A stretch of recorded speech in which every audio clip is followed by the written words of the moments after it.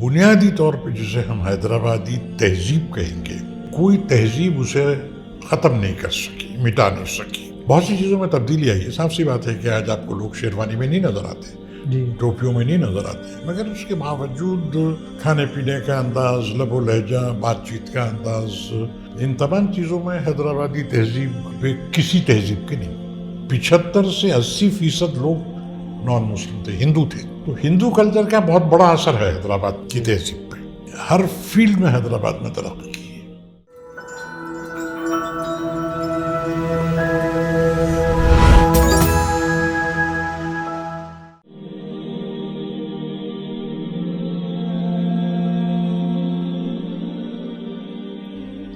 ناظرین السلام علیکم، ہمارے خاص شو گفتگو میں آپ کا خیر مقدم ہے۔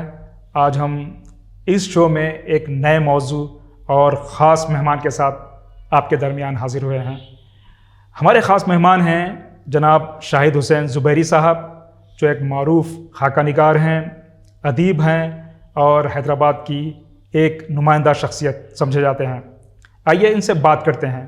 شاہد صاحب، آپ کا استقبال ہے، آپ کا خیر مقدم ہے ہمارے اس شو میں۔ بہت شکریہ۔ السلام علیکم۔ جی ناظرین، آج جو ٹاپک ہے اور جو موضوع ہے وہ ہے changing facets of Hyderabadi culture, یعنی حیدرآبادی تہذیب کے مختلف پہلو۔ اس ٹاپک پر ہم بات کریں گے شاہد حسین زبیری صاحب سے۔ سر، 1000 ہجری کا سال تھا، حیدرآباد کے سلطان محمد قلی قطب شاہ نے حیدرآباد کو بسایا۔ کہا جاتا ہے کہ چار مینار کو جو ہے مرکز کے طور پر تعمیر کیا گیا اور حیدرآباد شہر کو جو ہے بسایا گیا، مختلف وہاں پر عمارتیں تعمیر کی گئیں۔ یہ جو تہذیب ہے، حیدرآبادی تہذیب، جو کافی مشہور ہے، آج ہم جس پر بات کرنے جا رہے ہیں، اس کے ارتقاء کے بارے میں ہمیں بتائیں، اس کی ابتدا کیسے ہوئی؟ آپ کے سوال میں خود اس کا جواب موجود ہے، کہ تقریباً 400-450 برس پہلے اس شہر کو بسایا گیا، وہیں سے اس شہر کی تہذیب کی بنیاد پڑتی ہے۔ جی، تہذیب کوئی ایسی چیز نہیں ہے جو ایک دن میں یا ایک سال میں ڈیولپ ہو جائے، پیدا ہو جائے۔ حیدرآباد کی تہذیب کا جو ڈیولپمنٹ ہے وہ بھی 400-450 سال پرانا ہے۔ اس میں عروج بھی ہوا ہے، اس میں زوال بھی ہوا ہے، اس میں تغیرات ہیں۔ بنیادی طور پہ جسے ہم حیدرآبادی تہذیب کہیں گے، وہ اس قدر مستحکم ہے اور اس قدر اسٹرانگ ہے کہ کوئی تہذیب اسے ختم نہیں کر سکی، مٹا نہیں سکی۔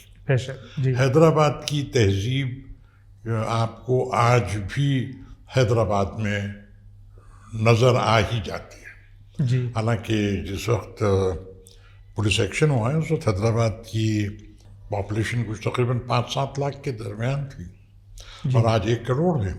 جی، یہ پورے حیدرآبادی نہیں ہیں جو ملٹی پلائی ہو کے 1 کروڑ ہو گئے، اس میں باہر سے آئے ہوئے لوگ ہیں۔ آندھرا 56 میں جب آندھرا بنا، سن 56 میں، اس کے بعد بہت بڑی تعداد میں آندھرا والے آئے یہاں پہ، مگر یہاں کی تہذیب سے آندھرا والے متاثر ہوئے۔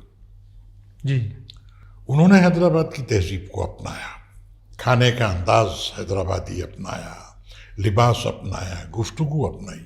یہ ایک الگ چیز ہے کہ آندھرا کا کھانا حیدرآبادیوں نے بھی اپنایا۔ جی، حالانکہ حیدرآبادی بریانی اور حلیم اور مرچ کا سالن، بگھارے بیگن، یہ چیزیں بڑی مشہور ہیں، مگر حیدرآباد میں آندھرا کے ڈوسے، وڑے، اڈلی، ان چیزوں کو بھی بڑا فروغ ملا اور بڑی پسند سے ایک تبدیلی کے طور پہ، چینج کے طور پہ بڑے شوق سے حیدرآبادیوں نے کھایا اسے اور کھاتے ہیں آج بھی۔ بہرحال حیدرآبادی تہذیب کے اثرات پورے کر و فر کے ساتھ ابھی موجود ہیں۔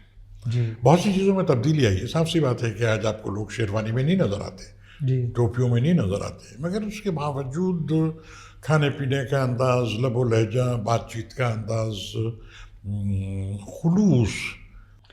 سر، پھر ایک بار قطب شاہی سلاطین کی بات کرتے ہیں۔ وہ ایرانی تھے، اور وہ دور بھی ایسا تھا کہ جو ہے ایرانی تہذیب پورے جو ہے ایشیا میں، خاص طور پر بر صغیر میں بہت زیادہ انفلوئنس تھا ایرانی تہذیب کا. تو حیدرآباد پر ایرانی تہذیب کا کیا اثر رہا؟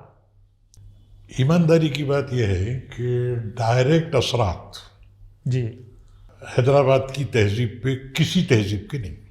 ایران کا اثر ہے، ایرانی تہذیب کا اثر ہے، ولایتی تہذیب کا اثر ہے، جی مسلم تہذیب کا اثر ہے، ہندو تہذیب کا اثر ہے. حیدرآباد کی جو تہذیب ہے وہ ایک جدا گانا تہذیب ہے.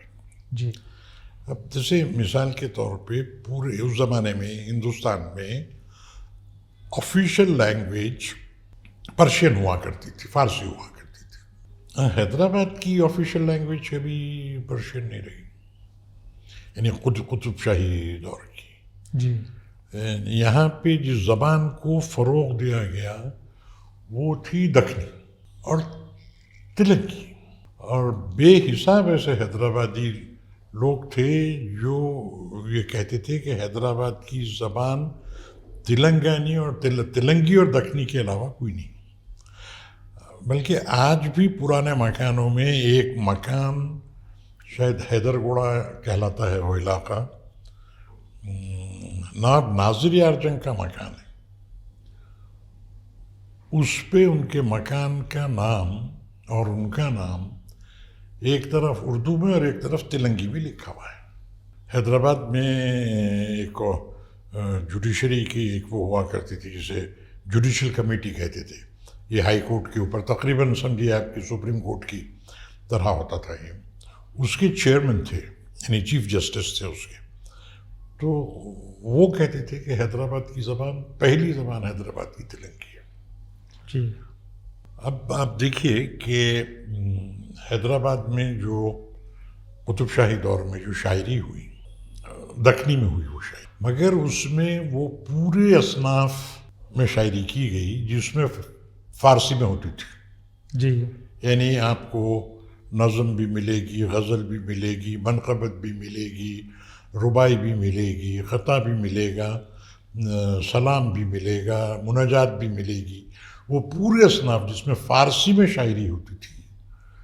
نارتھ انڈیا میں جتنے بڑے شعراء تھے وہ سب فارسی میں شاعری کرتے تھے. اردو میں شاعری نہیں ہوتی تھی. اردو میں جو شاعری ہوئی اسے ریختہ کہا گیا، ریختہ میں ہوئی شاعری، کیونکہ اس میں ان اصناف کا استعمال نہیں تھا جو فارسی میں ہوتا تھا. وہ صرف ایک مخصوص طبقے کے لیے تھی، عام آدمی کے لیے نہیں تھی. جی اس کے برخلاف حیدرآباد میں جو شاعری ہوتی تھی وہ عام آدمی کے لیے تھی. جی جی اور یہاں سے شاعری دلی پہنچی، جس میں کیا نام آپ کے ولی دکنی. ولی دکنی ہے. سر جہاں تک حیدرآباد کی بات ہے، یہ سطح مرتفع دکن میں ہے. یہاں پر بارش بھی زیادہ نہیں ہوتی تھی، یہ نہ یہاں کوئی بندرگاہ ہے، لیکن اس کے باوجود دنیا کے ہر علاقے سے لوگ یہاں آتے تھے. اس کے شواہد ہیں. ہیرے جواہرات جو ہے بالکل یہاں پر بہت ہی آسانی سے دستیاب ہوتے تھے. کیا وجہ تھی حیدرآباد میں؟ ایسی کیا خاص بات تھی کہ لوگ یعنی آتے تھے اور اسے اپنا گھر بناتے چلے گئے؟ یہ دنیا کا طریقہ رہا ہے کہ دولت کی طرف انسان کھینچتا ہے. ہر وہ جگہ جہاں دولت ہوتی ہے وہاں لوگ پہنچتے ہیں. آسٹریلیا جو ایک مقام تھا جہاں انگریز کنوکٹس جو بالکل جنہیں موت کی سزا دی جاتی تھی، ان سے پوچھا جاتا تھا زندگی یا موت، اور وہ کہتے تھے کہ نہیں زندہ رہنا چاہتے ہیں، تو جیسے کالا پانی اس طرح سے آسٹریلیا یورپین قیدیوں کو بھیج دیا جاتا تھا. اس جگہ پہ جس وقت سونا نکلا تو کیسا رش ہوا، گولڈ رش آف آسٹریلیا. جی حیدرآباد میں دولت تھی، حیدرآباد میں مواقع تھے. حیدرآباد ایک ڈیولپنگ اسٹیٹ تھا. یہاں پہ مختلف فیلڈز میں لوگوں کو ملازمت کے اور آگے بڑھنے کے مواقع تھے. حیدرآباد کو بڑی سنجیدگی کے ساتھ ڈیولپ کیا گیا. ہر فیلڈ میں حیدرآباد میں ترقی کی ہے، اور اب سے نہیں کی ہے، قطب شاہیوں کے دور سے۔ جی سر، آپ نے آصف جاہی سلاطین پر ایک کتاب لکھی ہے اوراق ماضی۔ میں اس سلسلے میں ایک سوال پوچھنا چاہوں گا کہ جو نظام تھے، آخری نظام خاص طور پہ، ان کا شمار امیر ترین شخص میں کس طرح ہوا؟ کیا ریسورسز تھے؟ اس بارے میں بات کریں گے۔ ایک ان کی اپنی ذاتی دولت تھی، جی ایک سرکاری دولت تھی۔ جی ان کی اپنی ذاتی دولت جو تھی، اگر آپ وہ پروفیسر یوسف حسین خان کی کتاب آصف جاہ دی فرسٹ، جی نظام علی خان پہ پڑھیں آپ، تو اس میں ایک جملہ ہے آصف جاہ کا، میرے پاس اتنی دولت ہے کہ میری نسلیں جی کچھ نہ کریں تو 7 پشت عیش سے زندگی گزار سکتے۔ انہوں نے اپنی دولت کو اور اسٹیٹ کی دولت کو بہت سلیقے سے الگ الگ رکھا اور سنبھال کے چلے۔ جی اسی لیے نظام اسٹیٹ ایک تھا اور نظام پرائیویٹ اسٹیٹ ایک تھا، جسے آپ صرف خاص کہتے تھے۔ کہا جاتا ہے کہ جو بھی حیدرآباد کو آیا وہ یہیں کا ہو کر رہ گیا۔ اس مٹی میں، اس شہر میں، یہاں کے لوگوں میں ایسی کیا خاص بات ہے جو یہاں آتے ہیں اور پھر یہیں آ کر رہ جاتے ہیں؟ دیکھیے، ایک باغ جو ہوتا ہے وہ بہت کم ایسے اسپیشل باغ ہوتے ہیں کہ روز گارڈن ہے، وہاں پہ صرف گلاب اگایا جا رہا ہے۔ جی باغ کی خوبصورتی یہ ہوتی ہے کہ اس میں ہر قسم کے پھول ہوتے ہیں، وضع کے پھول ہوتے ہیں، اور وہ سب مل کے ایک باغ بنتا ہے۔ جی اور حیدرآباد ایک ایسی جگہ تھی جہاں پہ ہر قسم کے، ہر جگہ سے لوگ آئے، اور بہترین لوگ آئے جنہوں نے بڑے کارنامے انجام دیے۔ جی حیدرآباد میں آپ نے بھی جیسے بدری کام کا ذکر کیا، صنعتوں کو فروغ دی گئی، ان کو پیٹرنائز کیا گیا، بڑی مشقت کی ان کو آگے بڑھانے کے لیے، اور یہاں کی صنعت نے انڈسٹریلی بڑا ڈیولپ کرنے کی کوشش کی گئی جی حیدرآباد کو۔ حیدرآباد کا حکمران مسلمان تھا، جی مگر یہاں پہ میجورٹی 75 سے 80% لوگ نان مسلم تھے، ہندو تھے، جی ہے نا؟ تو ہندو کلچر کا بہت بڑا اثر ہے حیدرآباد جی کی تہذیب پہ، جی بہت زیادہ اثر ہے، جی اور مسلم تہذیب کا بھی ہے، کیونکہ بادشاہ حکمران مسلمان تھا، جی تو اس کا اثر تو عوام کے اوپر ہوتا ہی ہے۔ آپ کو یاد ہونا چاہیے کہ حیدرآباد کی شاید ہی کوئی ایسی مسلمان خاتون تھیں جن کے گلے میں کالے پوت کا لچھا نہیں ہوتا تھا، جی بلکہ جو بری میں جو سامان جاتا تھا اس میں کالے پوت کا لچھا ایک اہم جز تھا۔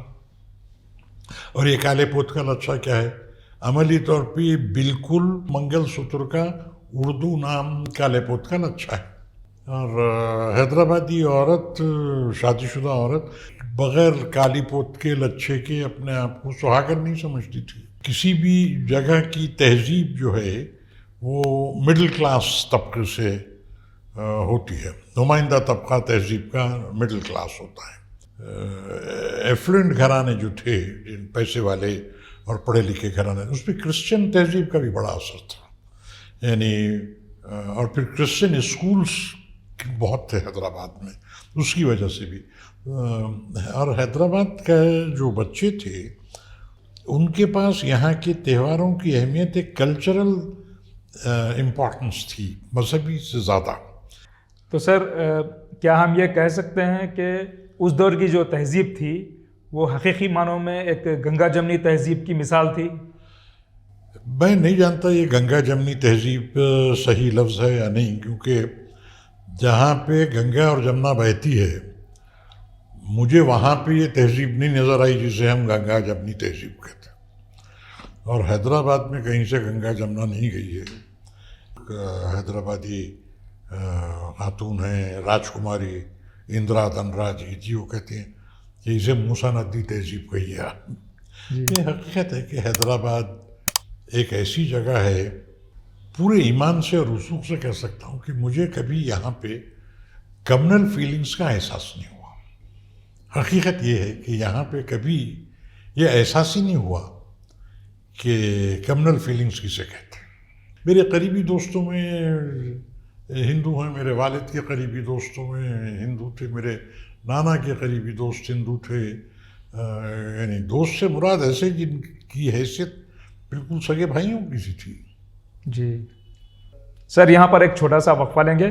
جی. ناظرین ایک لیتے ہیں چھوٹا سا بریک کے بعد پھر حاضر ہوں گے. جسے آج عام طور پہ دکنی کہا جاتا ہے، وہ زبان ہے جو عام طور پہ آپ کو حیدرآبادی گھرانوں میں بول چال میں نظر آئے گی، ملے گی. کیا ہو رہی ہے، کدھر جائی رہی ہے، کیا کھائی رہی ہے. آئیے ہم تو بڑے سرکار کے زمانے سے کام کر رہے ہیں. نارتھ انڈین لکھنؤ اور دلی والا آپ سے کہے گا، آپ کا کہا ہوا اس سے سمجھ میں نہیں آیا تو وہ آپ سے کہے گا حیدرآباد کے لب و لہجے میں بھی بڑی مٹھاس رہی ہے، اور ہر بولی اور ہر لب و لہجے کی ایک اپنی مٹھاس ہوتی ہے. یہ بات آپ یاد رکھیے. جان دو بابو گلابی لاڑا نکونا، حیدرآباد کے ہاؤ نکو کتے کس زبان میں ملے گا؟ حیدرآبادی لب و لہجے کے علاوہ کہاں ملے گا؟ عثمانیہ اسپتال زیر بحث ہے. عثمانیہ اسپتال کو بچانا چاہیے، ورنہ آپ نہیں بچائیں گے تو آپ کا کلچر، آپ کی تہذیب کی نشانیاں ختم ہو جائیں گی ایک کے بعد ایک. میں سمجھتا ہوں بڑی حد تک یہ شہر وسیع قلب ہے. یہاں کے لوگ ملنسار ہیں، محبتی ہیں، کھلے دل کے ہیں.